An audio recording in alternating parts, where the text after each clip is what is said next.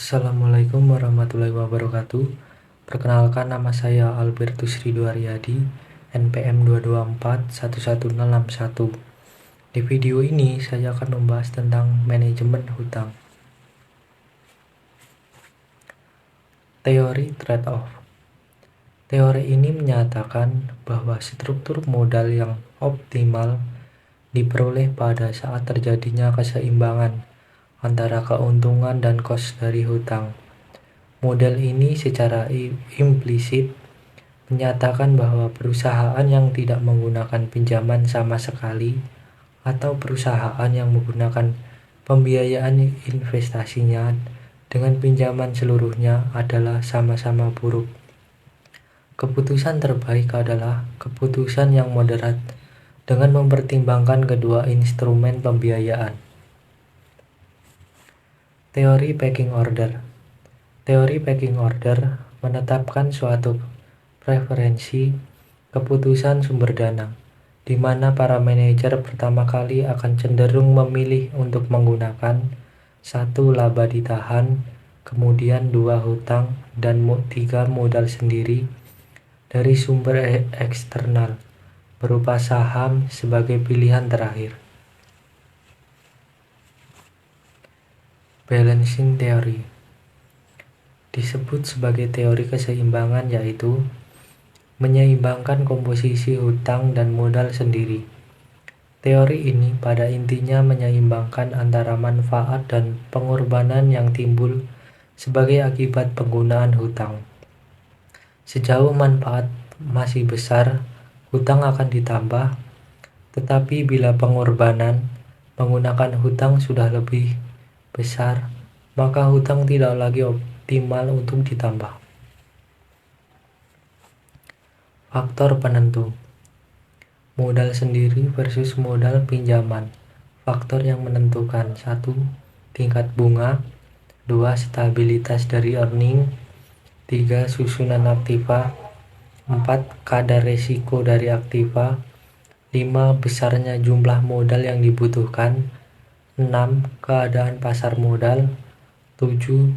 Sifat manajemen, 8. Besarnya suatu perusahaan. Ray dan bunga pers yang belum go publik. Pendekatan pertimbangan rentabilitas dan suku bunga. Rentabilitas ekonomis, EBIT per total modal, rentabilitas modal sendiri, EAT per MS. Kriteria: 1. Bila RE lebih besar daripada bunga, maka menggunakan modal pinjaman lebih menguntungkan. Bila RE lebih kecil daripada bunga, maka menggunakan modal sendiri lebih menguntungkan, atau berarti alternatif yang dipilih adalah alternatif pendanaan yang RMS-nya lebih besar. Contoh: RE sesudah penambahan modal 9 juta dikali 100% sama dengan 15%, 60 juta. Dengan RE 15% lebih besar bunga pinjaman 12%, berarti penambahan dana untuk investasi menguntungkan dengan sumber modal pinjaman. Keputusan saham atau obligasi pers yang sudah go publik.